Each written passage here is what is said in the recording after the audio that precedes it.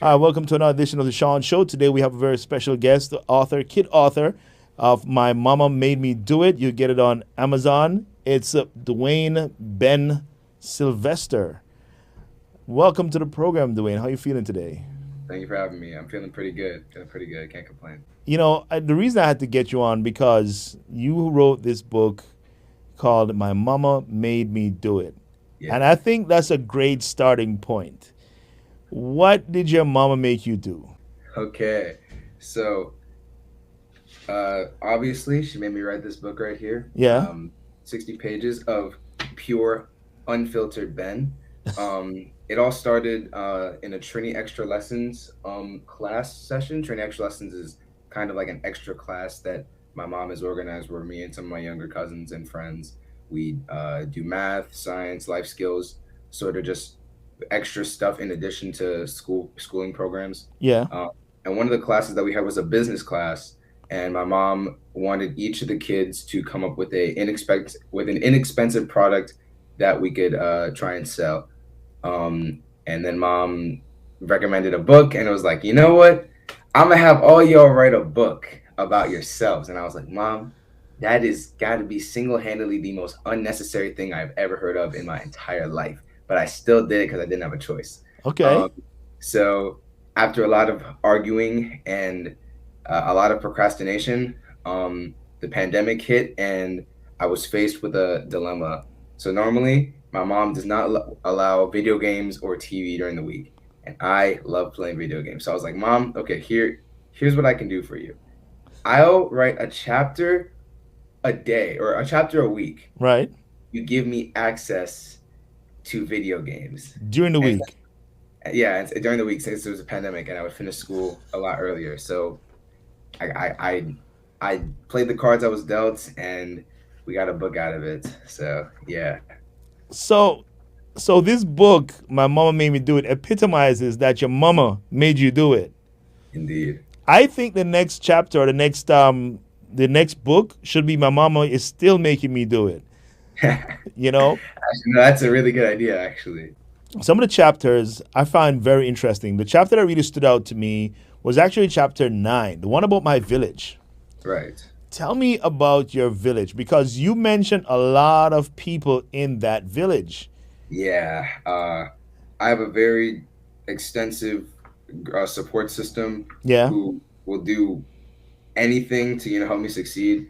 So I want to sound smart and quote certain things that I say. So I'm having the chapter open. But anyway, my village. Yeah. I was referring to, of course, my family members. Yeah. Every single one of them. Mom and dad specifically. Mom, dad, and grandma Mhm. specifically, because mom is that driving force, that relentless energy that allows me to push through whatever I want to do and especially what I don't want to do. Yeah. My dad's always been supportive in anything I want to do and just wants what's best for me.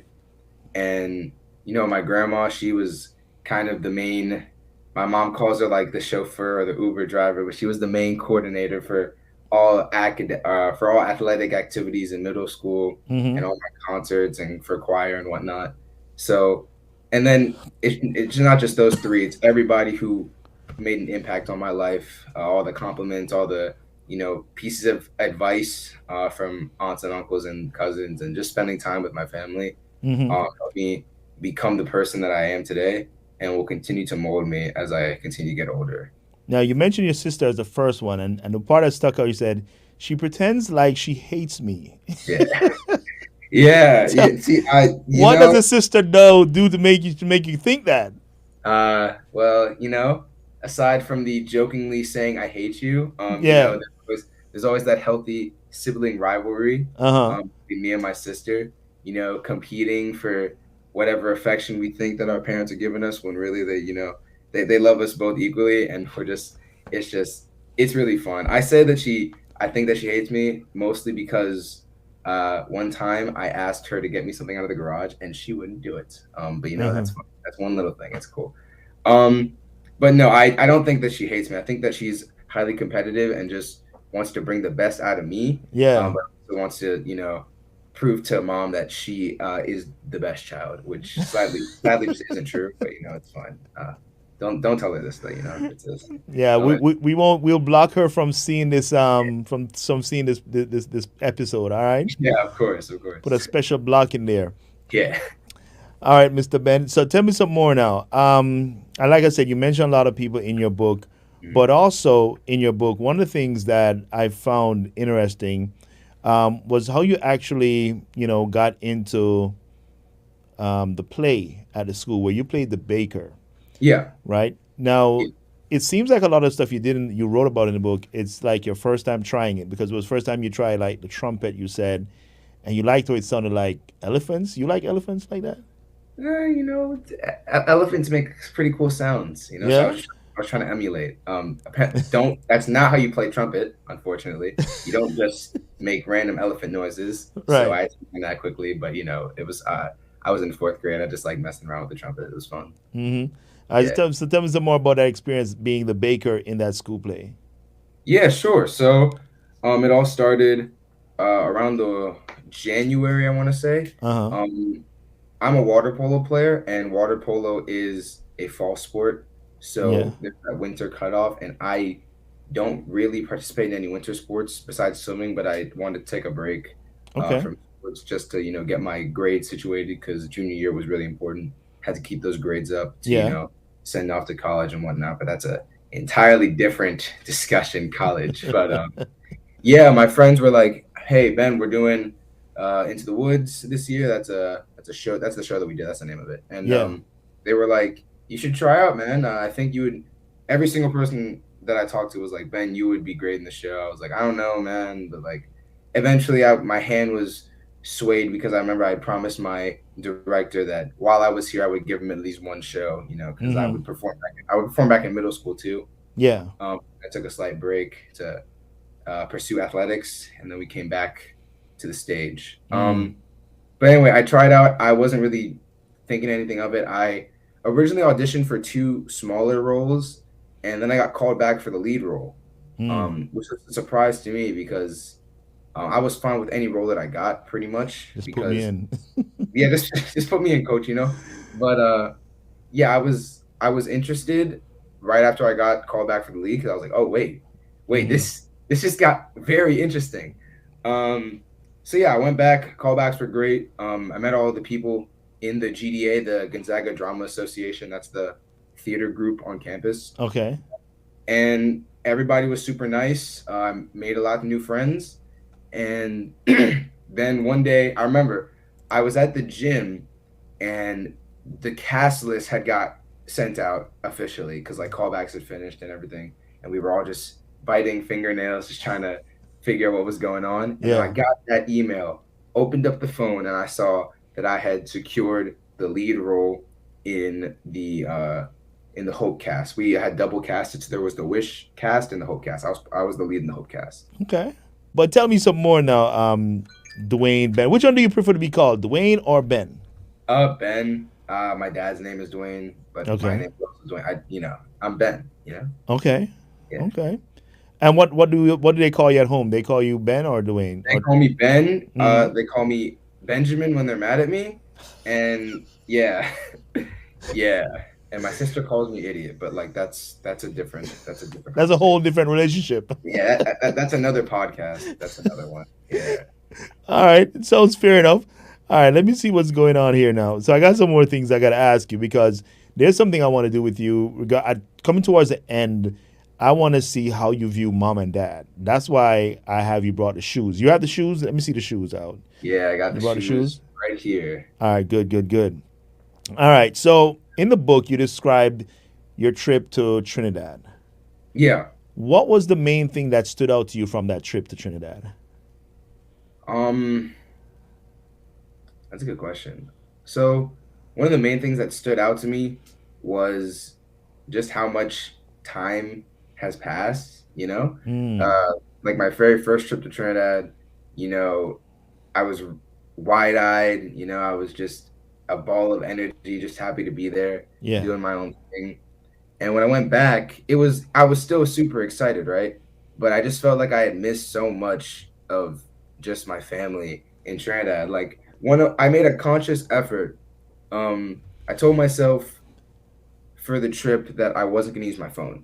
So I literally powered off my phone when we got on the first plane, and I didn't use my phone until maybe a week and a half later, right? Oh, Because I really wanted to soak in every single second to sort of make up for lost time, if that makes any sense. And I yeah. even tried uh, trying to sound like a Trini. That didn't go very well, you know.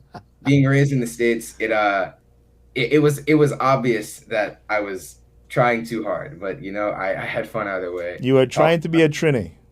hmm? You were trying hard to be a Trini in I was Trinidad. I was trying so hard. As a Jamaican, I hate when people say, "Hey, man." It just annoys me.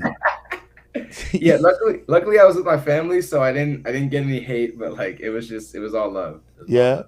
Yeah. All right. So, have you been to Carnival yet? Have you been to Mass? Oh, Or yes, mom has said no, no, no kids mass for you. no, no. So I did go to Carnival once, but it wasn't on the most recent trip. That was on my second trip to Trinidad, which was the first trip that I could remember because I went once when I was really young. I don't remember any of it. Yeah. My second trip to Trinidad, I do remember us going to Carnival. Uh huh. Um, yeah, I do remember. I remember vividly. I was sitting on my dad's shoulders, and do you know the movie Avatar with like the blue people? The Yeah, like, I know it, but I yeah, but I yeah. don't know it like that. Yeah. No, yeah, yeah, no. They the dancers were covered head to toe in like blue body paints and like glitter, and they Uh were huh. dancing around, and like my dad put me on one of the ladies' shoulders, and I was just on some lady's shoulders just going through the crowd, and I was like, Dad, what are you doing? Put me down, random lady, I don't know you. um yeah, it was fun. I had fun, right? Yeah. I'm a little kid on top of a girl. Like that's pretty cool. But like also my dad is just kind of like letting this happen, just kind of dancing. I'm Let's like, clear it Dad, up. You were on top of the shoulders of a girl. yeah, yeah, yeah. Sorry. I gotta clear that up. I was on the shoulders. I was on the shoulders. Man. I was on the shoulders. But yeah, no, it was a fun experience, but I don't remember. That's all I remember. That's That's all all you I remember. Yeah. You see what I'm saying, family? That all he remembers is being on the shoulders of this young lady. Yeah, on the shoulders. Gotta specify. On the shoulders. Yes, Got on to the keep shoulders. it PG. Yeah. All right, man. This is very good stuff, man. What was your favorite part about writing the book? Because I thought that idea from your mom was really unique, Yeah. and your little deal that you worked out, Yeah. if you let me play, I will write. Yeah. And you held your side of the bargain. What was the most interesting part of writing the book? Um, the most interesting part. Yeah. Um, Or even your favorite part of writing the book. well, I don't really have a favorite part of Mm. writing the book. I'm not gonna lie. Besides the end, because then it was all done and Free at last. ready to be edited. Yeah. Um, but I would have to say that the most interesting part about writing the book was having complete creative freedom Hmm. to write about whatever I wanted. Because any writing prompt that I've ever done, it's been a prompt. Like I've been given a topic, been given the confines of creativity, and I would have to produce a product that was requested of me. Hmm. What was requested of me this time is that I just write and express myself on paper. And I think that was really interesting because I normally don't free write or write just for me. So it was a little weird at first, but then I realized that okay, there's no confines. I have complete creative free whoa. Creative wait. I have complete creative freedom. Sorry, I stumbled on words a little bit. All right. Autonomy. You had control of your work. Yeah, yeah, and that was just a surreal feeling because now I have it, and this is 100% authentically me, and Yeah. that's really interesting and really cool, I think. It's a good feeling, man. Yeah, Because you touch a lot. You touch on a lot. It seems like a lot of it, as you said, was very personal. As I was reading the book, I realized that a lot of it was just straight up personal, raw. It was so raw. It's like I'm just a kid writing how I feel today. gotta keep it real. Gotta You, keep it you real. know, you talked about e-machines in your chapter on computers. Yeah, People, go ahead and get this book, man. It's called "My Mama Made Me Do It" by Dwayne Benjamin Sylvester. Now, on the back side, you talk about life being filled with mystery. yeah. What are some of the things that is mysterious to you that you want to explore in the future? Well, first of all, I want to know what goes into a hot dog. That's always confused me. I could tell I you right now, it's not good. It's not Yeah, meat. 'cause, like they're delicious, but I don't know what goes into them. But but on a more serious note, um, kind of touching on what I just said about like creative freedom. Okay. I want to experience what it's like to have a little more freedom. Hmm. And like when I go off to school, I'll have total responsibility over myself and what I do. And I think that'll be a different type of experience. Um, but definitely that sort of phenomena of being responsible for yourself and not having that direct support like from a mother or a father Okay. um, will be one of the mysteries that I'll have to solve for myself. Hmm. I'm But sure yeah, you got I a don't really big brother who could help you with that. yeah, I do have a big brother. I don't really like. I should reach out to him more, definitely. Uh-huh. And he's busy and everything. Yeah, he made me an uncle recently. Recently. Yeah, so that was cool. But that means mom is a grandma. Yeah, that's Don't tell her. she's not used to that at all. She's not used to that at all. She gets mad at me. She gets mad at Brooke when Uh-huh. Brooke's like, "Hey, grandma, how's it going?" And I'm like, "Brooke, what are you doing? That is the number one way to get licks. I'm telling you, number Licks. one You way. heard that, people? Licks. Yeah, number one way, number one way." Hey, But listen. yeah, I know your book. It's being sold on where? Amazon. yeah, it's on Amazon. All right. Now you got some pictures here. Of you growing up, your village, and everything. But one of the most important things that I noticed is that when people buy the book, they actually are donating to Gonzaga High School where you Yeah. attend. Why did you make that a part of the gifting, and not just Um. keep all the profits to yourself? Well, well, you raise an interesting point. Why don't I just keep all the profits to myself, right? Yeah. Um, I put in the time and the work to create something that I was forced to do. Why not just reap the rewards that I've been so fortunate enough to receive? Um, but I've been instilled in me from my father and my mother the values of giving back to the people who gave me the stories. Um, I it was it was a struggle in eighth grade for trying to apply to different high schools, Hmm. and I was really nervous taking the HSBT and writing all those essays and getting authentic and just getting real again. Writing for myself, I wasn't like used to that, right? Yeah. But Gonzaga, they gave me the opportunity to prove my self worth because there's not many people of color that go to this school or a school of this type, Hmm. and they gave me a presidential scholarship and they welcomed me in with open arms, and Hmm. it was a surreal feeling. So I want to give back to the people who gave me a shot at being able to mold my mind so that I can take that out into the world, beyond high school and be a good overall person. We have a saying at Gonzaga. It's a Jesuit saying that we want to be men for others, men for and with others, so that we can serve everybody, all different types of people, and we have to really just think ethically and what's the word empathetically Empathetic. um, Yeah. about other people. So I definitely just want to give back to show my gratitude. Despite that, because in the book you actually mentioned one of the chapters on racism, you might have had a run in at the school regarding that in chapter 11. Yeah, Um, at my tell middle middle school. school. That middle school I hear is the worst part of this Yeah, experience. So you made it through middle school. What was that yeah, like when you faced racism? Because I mean, you're in the 2000s, yeah. and racism still so active. What was it like? What Um, lessons? so yeah, let's talk about it. That was not a it was not a great feeling, obviously. Hmm. It felt like I was being uh belittled, underhanded. Basically, what had happened was, the girl said that I told her I wanted to go to Gonzaga, and she laughed in my face, saying that, I don't think that school's right for you, or I don't think you can make it in there. And that hurt. It hurt pretty considerably because I felt like, I was I was always trying to be this like high energy, good spirit that, cheers everybody up. And, I don't know. I didn't understand why anyone would want to bring me down Right. in that sense. But I try not to let it phase me. I talked to my mom about it. Um, and I was like, you're right, mom. Mom had told me, you can't let other people define you. Mm-hmm.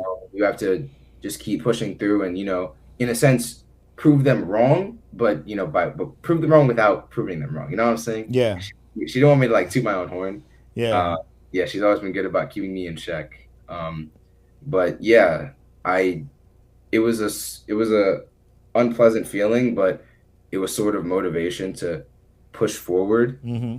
and truly see what I was capable of. So just got to be smart when you're handling situations. Right, yeah, because you don't want to spout off and give everybody your piece of your mind because that could backfire as well. Yeah. Most definitely, Dwayne. I mean Yeah, Ben. I mean Mr. yeah, I mean Arthur. I don't even know what to call you ah, sometimes. yeah, because it's so raw that you've done all these things already, and you've dabbled in sports. You love playing video games, but you're not like a gamer. yeah, Um, and you dabbled in sports, water polo and swimming. Any other sports like track? Because I ran track. So what's up with yeah, that? yeah. No track. But in the spring, I think I will be going out for my school's rugby team. I have grown fond of the sports. You have to run in rugby, right? Yeah, yeah. I can run. I can run. I can run. But yeah, definitely in the spring we're gonna try for rugby. Some of my friends on water polo actually play rugby. Uh huh. Um, in addition, so I'll have a little small circle over there while I make new friends and whatnot. All right. All right. So good with that small circle. All right. Let's do this now. Okay. Yeah. So let us play this game, mom versus dad. Oh, okay. Let me All make a right. disclaimer here. Any trouble you get in from this, I'm not responsible. I don't think that that's true at all. I'm on your show, but it's All cool. right. So Yeah. it's real simple. I got 8 questions. We're going to see who, quote unquote, wins. So let's see. I'm going to ask you something very simple about mom or dad or what situation that you experienced with mom and dad. And Okay. if it pertains to mom, you raise mom's shoe. If it pertains to dad, you raise dad's shoe. All right. Let me get a pencil so I can Got keep it. score. Oh, I keep So, it scoring. so You I gonna can get tell me your in parents trouble. what he You gonna get me in trouble. what he thinks about y'all. Oh no. All right, so I'm gonna put this right here. So it's mom versus dad. All right, M and D. You see that? Okay. Yeah. Okay. Let's do this. Mom, Dad. All I right. love you. Both. So Love you here we both.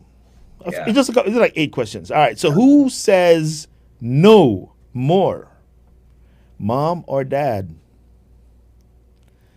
Okay. So one for mom. Okay. Yeah. All right. I think I know the answer to this one, but I'm still gonna ask it anyways. Who Okay. yells more around the house, mom or dad?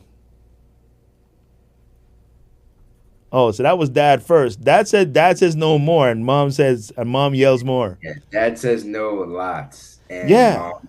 I read Uh, it in the book where you was like, "Oh, I need a new computer." He's like, "No," because you brought the other yeah. one. He's like, He just "No," said no. Yeah. but you can make your own.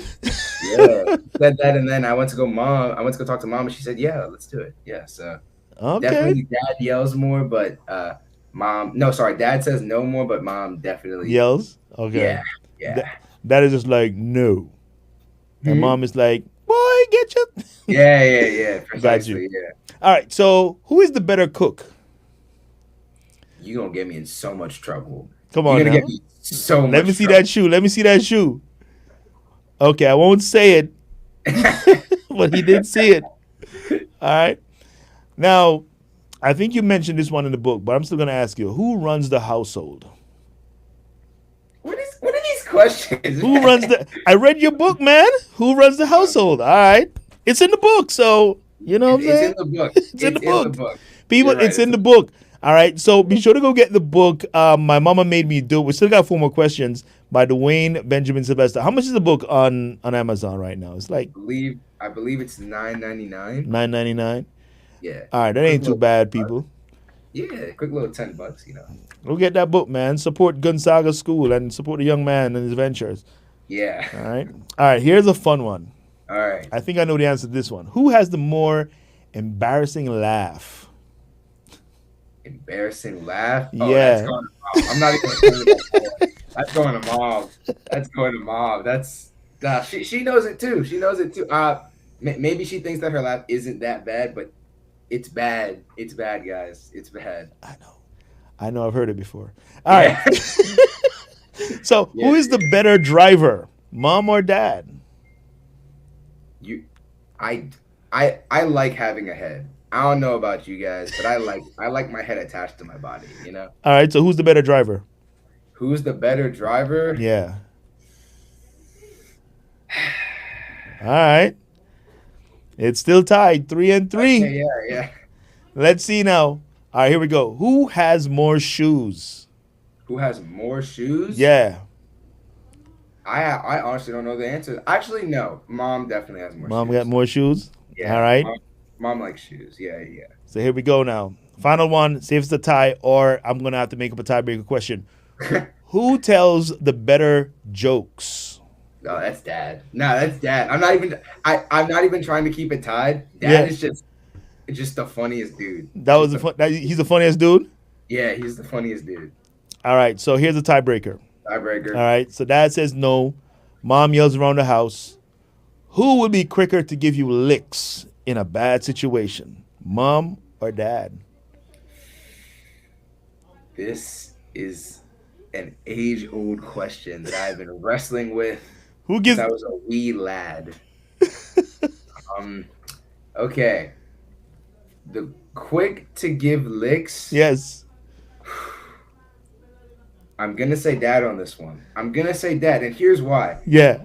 Mom responds to rudeness. Dad just responds, you know? So so as long as I'm not rude, I might get yelled at, but I won't get beat. Dad might actually just walk in swinging, you know? I never know. It's I never. like, boy, you better watch yourself with me, Yeah, boy. yeah, yeah. He's always looking to check me, you know? So, So dad has won this one, all 5-4. Definitely proud of you, young man. My mama made me do it. Any thoughts on writing another book, or since now you're an author at the young tender age, yeah. not even 20.